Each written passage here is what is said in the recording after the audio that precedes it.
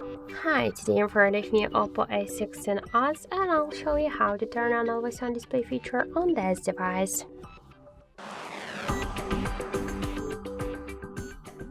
So unfortunately we have no installed by default the always on display feature. That's why we should get the application from the Play Store, and now here in the search bar we should enter the Muviz Edge application.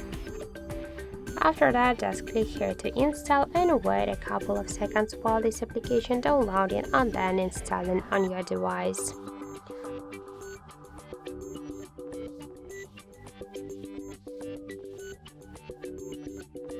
After that, click here to open the app and tap to draw our apps.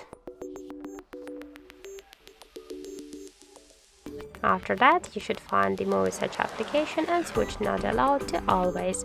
Then just go back, tap to edit section and select one from these available options, just the thumbs, click to apply it, and now let's just lock our device and we can see that we just successfully activated the always on display feature.